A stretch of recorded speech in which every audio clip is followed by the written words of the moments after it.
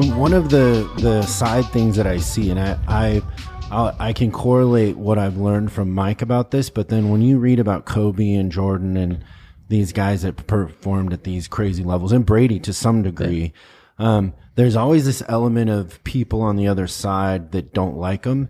And one of the things they'll say is, oh, they were in my head.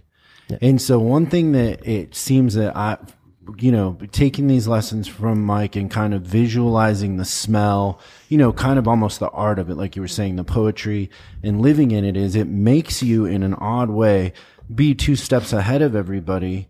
And so you're playing on a different level of influence with them because you already have done the basic stuff in your head.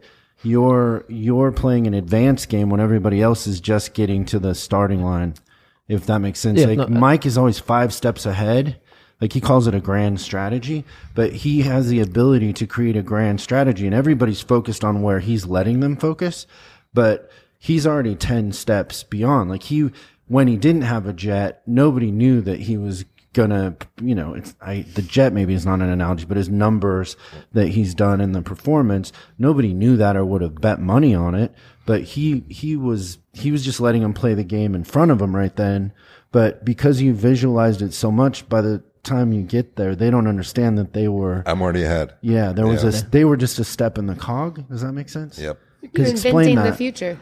Or add a little clarity to what I'm trying to say with that. Where how you're always a step ahead, but they don't know it in the time because you've visualized it so much. You've seen all the contingencies. Yeah.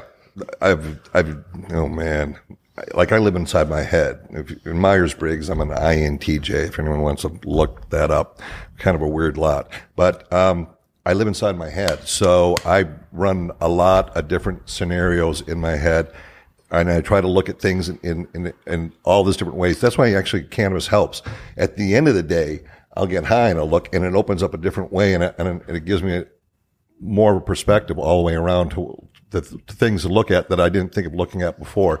So I get a complete picture and I already know what the outcome of that is supposed to be if I do this, this, and this. I'm also open to flexibility as well because shit goes sideways. But for the most part, like where I'm like in the cannabis world, I'm already at the finish line. I already know where this thing is going. But that's 10 years out. No, it's 30 years out. It is. But that's just how I think. Yeah. Can you correlate that to Tyson and Ali and all that? Yeah, it's like what we discussed before. I'm like, I don't know a lot of fighters that'll spend the extra 20 minutes in the gym working on one combination, not a dozen combinations, running the same combination over 20 times, or a Muhammad that gets up and does 3 miles in, and then he's starting his workout. And then after he's done with his workout, he's running back home another 3 miles. And then you envision, not a lot of people want to sit in their room and just close their eyes and envision that they're going to do something. They think it's a waste of time. And I think that's what separates, like I said, again, a champion from a contender. I would say with myself, like one thing that when I've been visualizing more, not only does the world bring me and attract me some of the answers, but it makes me work harder because I'm looking for that edge, because it becomes, like Mike has said, it becomes my identity. And so then once it's your identity, you're kind of obsessed. Yeah, I think because there's such a personal connection. Yeah, I mean, I think in the beginning, when you start doing the visionary stuff, you're like, I want to do this to win, say, like a championship or whatever. And then when you see it works, it's like what you said. It's just like it's second nature. It's like breathing. It's kind of like when I'm training Mike and he's, wants to know all this information, and he's trying to process it. Like he gets it, and he takes his time with it, and he doesn't mind. Like if we have to work on a combination for, say, 2 or 3 rounds or 2 or 3 weeks, he doesn't give a shit. He's like, I'm getting this combination and I'm going to find out why I need to do it. Like, we'll say like with his reach, like sometimes in the beginning he would crowd me a little bit, where with his reach, for a fighter with his reach, his inside game isn't going to be good as his outside game. But now he's sitting on the outside and he's really popping shots.